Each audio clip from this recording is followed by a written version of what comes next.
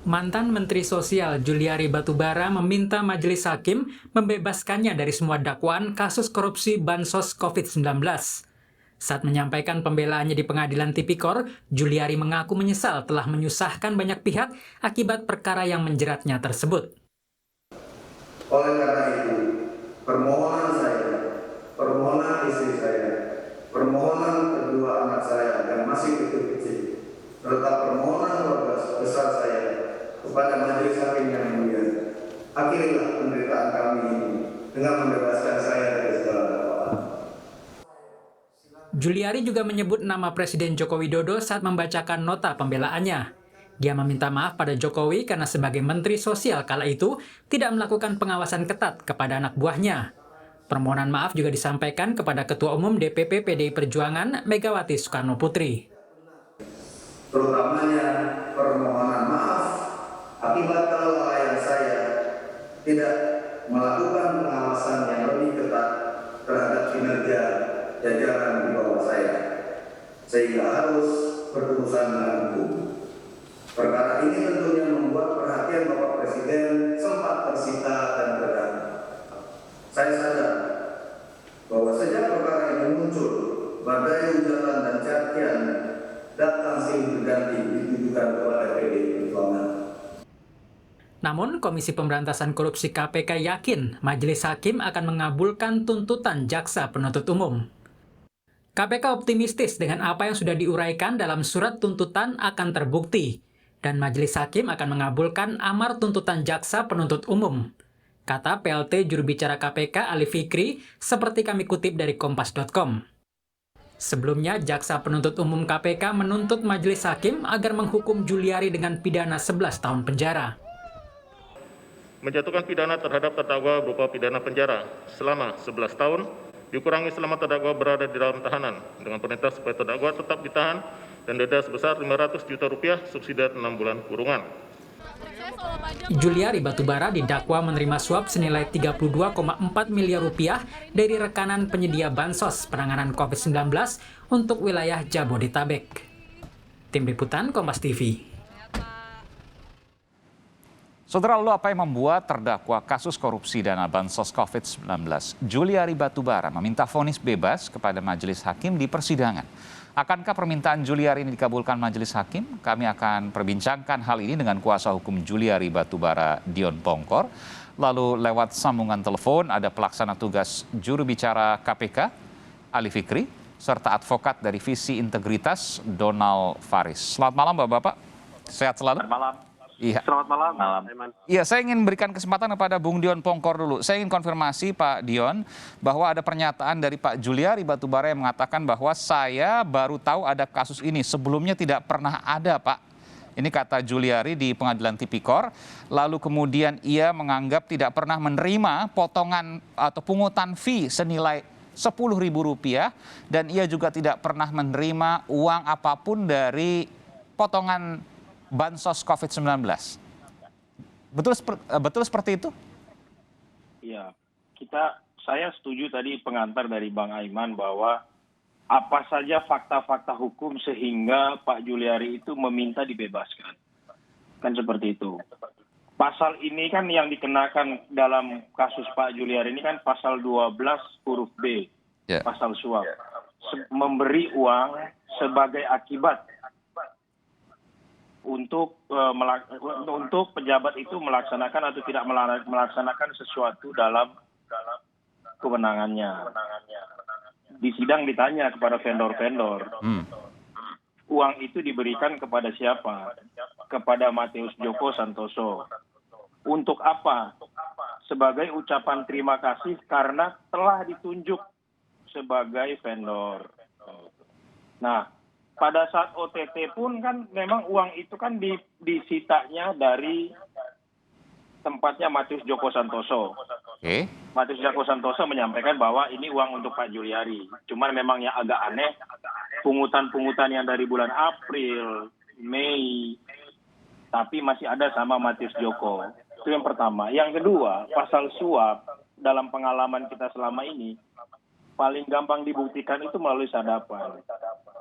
di dalam persidangan tidak ada sadapan baik langsung maupun tidak langsung yang dilakukan oleh Matius Joko, Adi Wahyono yang menyebut bahwa uang itu akan diserahkan kepada menteri.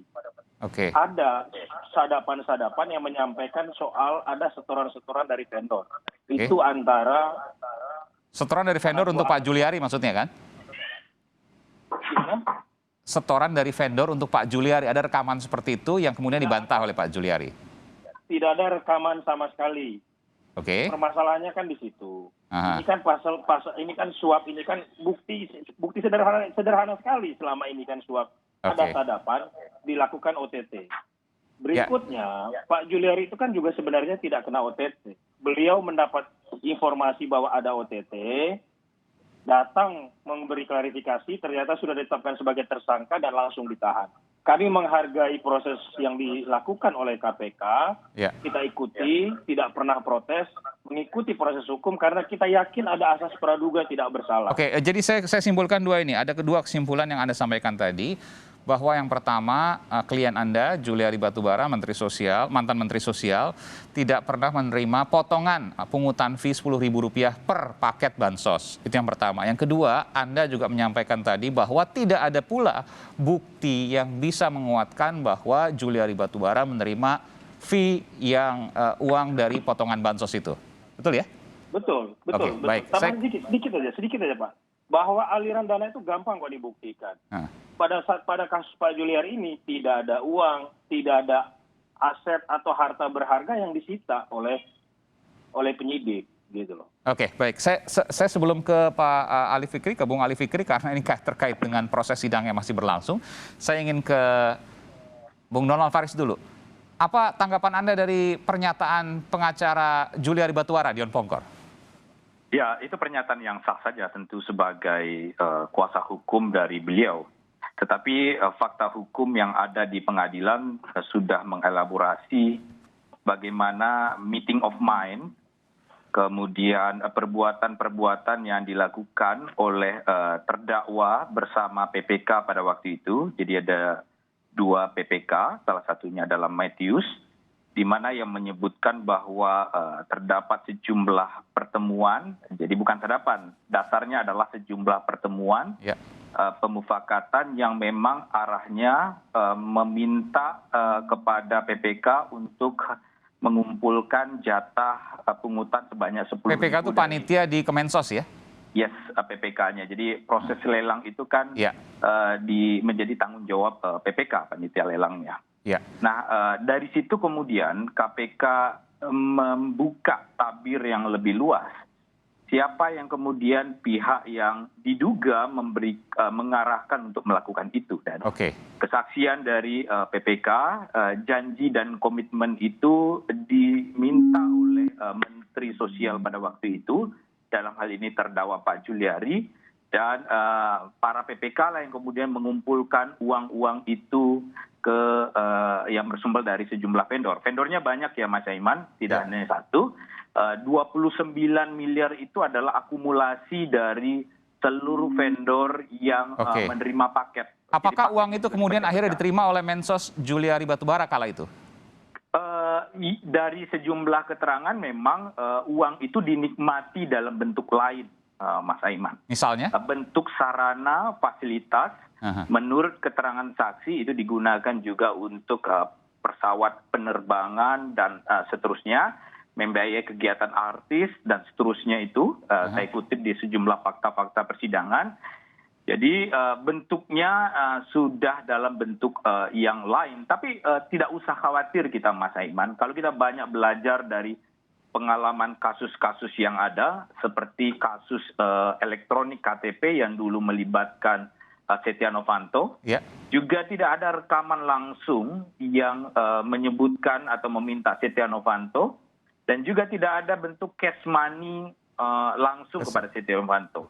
Tapi uang itu berputar dari money changers, dari negara-negara lain yang digunakan dengan mekanisme money laundering. Dan keterangan ahli pada waktu itu Pak mantan Kepala PPTK Pak Yusnis Hussein mengelaborasi bagaimana metode uang itu datang. Nah, bagaimana konteks ini? Ini sederhana sekali nih Mas Aiman. Dan praktek yang paling banyak terjadi baik dalam pengadaan barang dan jasa di negara kita. Dan 80% kasus korupsi di negara ini adalah pengadaan barang dan jasa. Dan pejabat, pemutus, pemberi kewenangan, caranya adalah mengutip sesuatu, ada sejumlah uang, sehingga dia memperoleh itu. Uang itu bisa diterima secara langsung dan masuk ke kantong bisa, tapi juga tidak bisa, tapi bisa juga tidak masuk ke kantong, kita mengatakan ya. Iya, Mas Aiman mungkin masih ingat kasus yang melibatkan mantan Presiden PKS Lutfi Hasan Ishak. Ya. Uang itu kan belum berada di tangan Lutfi Hasan Ishak pada waktu itu. Tetapi karena dijerat dengan pasal 12B Undang-Undang Tindak Pidana Korupsi, Junto pasal 11, biar lebih gampang, apa itu pasal 12B itu? Jadi penyelenggara negara ya unsurnya jelas, Juliari adalah seorang penyelenggara negara. Menerima hadiah padahal diketahui atau patut diduga bahwa hadiah tersebut diberikan sebagai akibat. Jadi semestinya dia sudah menduga sebagai penyelenggara negara ada vendor yang menerima sejumlah paket, memberikan sesuatu, dan pemberian itu patut diduga punya kaitannya dengan tugas dan kewenangan dia. Meskipun uang itu tidak masuk ke dalam kantong pribadinya, tapi untuk keuntungan pribadinya ia mendapatkan. Ya, jadi bagaimana cara menduganya, Bung Donald, sementara uangnya sama sekali tidak. Dari keterangan-keterangan saksi menurut hemat saya, mohon maaf Pak Dion Pongkor, dan keterangan saksi baik pengusaha-pengusaha yang menerima paket, kemudian PPK Matius juga sudah menyebutkan keterangan tersebut. Jadi itu cara memverifikasi antara para pihak yang memang berkepentingan dengan hal tersebut. Jadi logiknya sederhana saja, Mas Aiman, mengujinya. Kalau Mensos, seorang Juliari itu bukan Mensos, apakah dia akan menerima jatah-jatah yang demikian?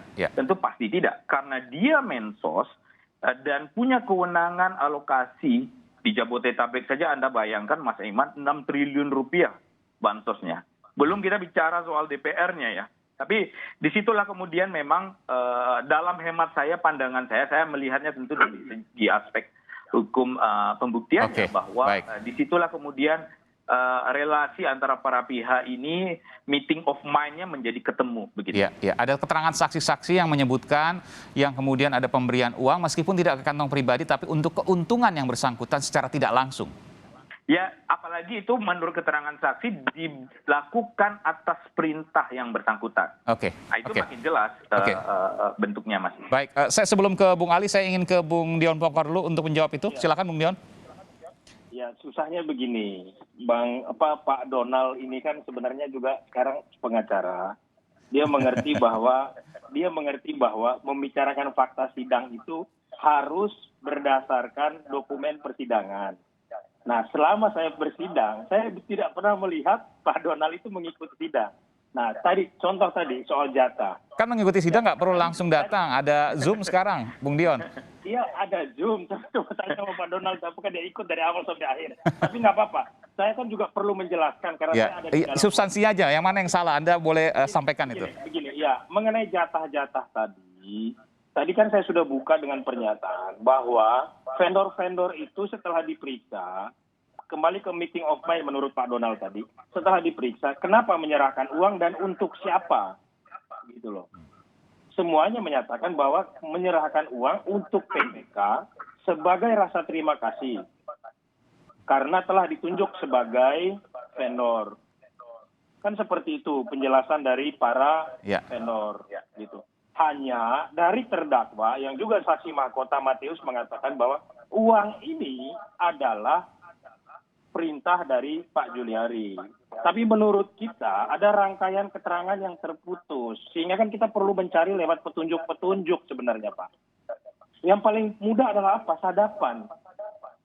Sadapan kan salah satu, ada yang lain juga yang kemudian bisa dijadikan bukti.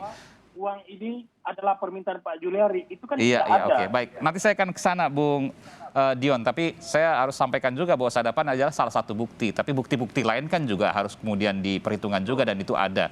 Saya ingin kemudian ke Bung Ali Fikri. Bung Ali, kita tahu bahwa KPK tidak lagi sesakti pada awal-awal dulu ya. Periode pertama, periode kedua, di mana conviction rate pada proses persidangan tuh 100%. Sekarang ada beberapa juga dari terdakwa yang akhirnya bebas. Saya ingin menanyakan terkait dengan kasus bansos ini. Seberapa yakin KPK akan bukti-bukti yang kemudian diajukan di persidangan, lalu kemudian menjerat mantan Menteri Sosial Juliari Batubara, atau jangan-jangan nanti KPK juga nggak yakin karena selama ini tidak menerapkan pasal maksimal, katakanlah hukuman seumur hidup atau hukuman mati, padahal ada pasal di situ, namun kemudian KPK tidak menerapkan itu. Apakah karena ada kekurang pedean, ada data-data yang mungkin juga bisa dipatahkan di persidangan, hingga mungkin nanti ada kemungkinan yang bersangkutan bebas? Baik, Mas Aiman. Jadi ini bukan persoalan saksi atau bukan, ya, tetapi bagaimana pembuktian di proses persidangan. Iya. Dari seluruh proses pembuktian yang dilakukan oleh tim jaksa KPK, kami jelas sangat optimis bahwa apa yang dibuktikan oleh jaksa dari unsur-unsur yang ada itu sudah sangat voltoid, gitu, sudah sangat didukung dengan alat bukti yang cukup, sehingga kami yakin hakim juga akan mengambil alih segala uraian analisa yuridis dari tim jaksa KPK. Saya ingin mengawali juga dari unsur yang paling substansi, atau bahasa lain adalah bestanddelendelig, gitu ya. Jadi unsur yang inti diantaranya adalah menerima, karena dari tadi saya mengikuti unsur yang dipersoalkan adalah menerima. Menerima ini secara normatif, Mas Aiman, itu ada dua, ya, bisa secara fisik dan juga secara yuridis, gitu ya. Secara fisik oke, langsung diterima, gitu ya. Kemudian secara yuridis sebaliknya, begitu. Artinya tidak kemudian diterima secara langsung, tetapi ada peralihan hak, begitu. Oke, ini uangnya maksudnya ya? Iya, uangnya tentunya kan itu haknya siapa, begitu ya. Uangnya adalah hak siapa. Ini kan tentu didukung dengan pembuktian di dalam proses persidangan, petunjuk-petunjuk yang ada. Penerimaan sebegitu besarnya uang yang dikumpulkan itu, apakah kemudian juga logis kemudian hanya untuk eselon 2 tadi, ya, yang sudah disebutkan di dalam diskusi ini, begitu ya. Nah, kemudian ada juga secara normatifnya adalah penerimaan secara langsung dan juga penerimaan secara tidak langsung. Ini sebenarnya sangat mendasar, ya, secara normatif. Nah, dikaitkan dengan perkara ini, gitu ya. Ada satu hal yang penting juga kami sampaikan dari fakta-fakta persidangan yang sudah terurai di dalam 867 di surat halaman, di surat tuntutan jaksa KPK. Di sana sudah sangat jelas disebutkan ada fakta, ya. Misalnya seperti keterangan saksi yang di sana disebutkan bahwa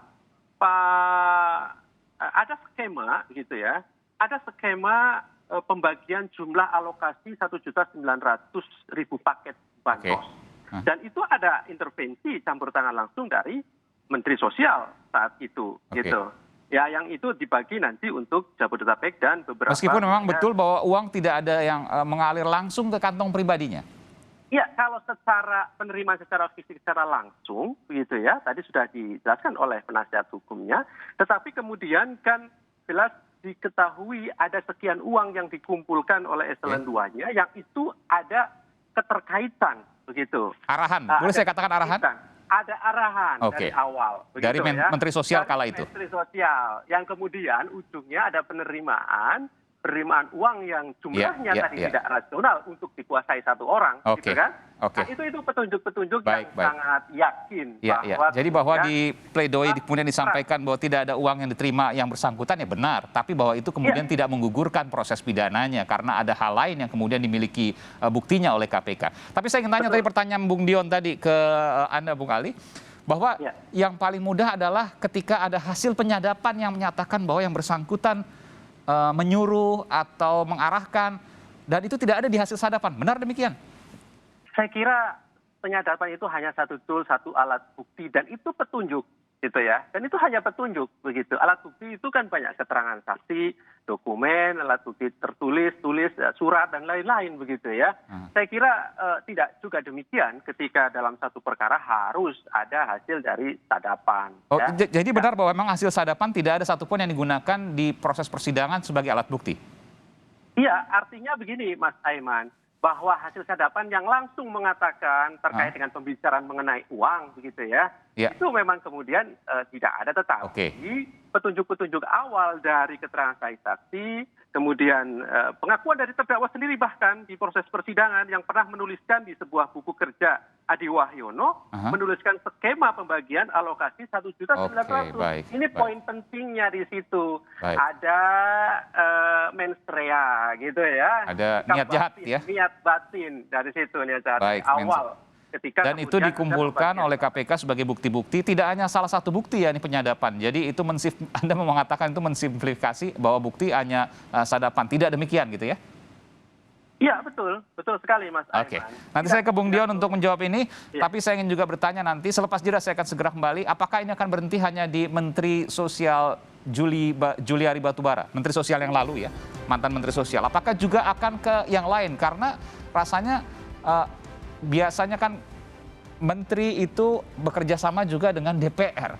Apakah DPR juga kemudian akan tersangkut kaitan dengan ini oknumnya? Kami akan segera kembali saat lagi, saudara. Tetaplah bersama kami di Sapa Indonesia Malam.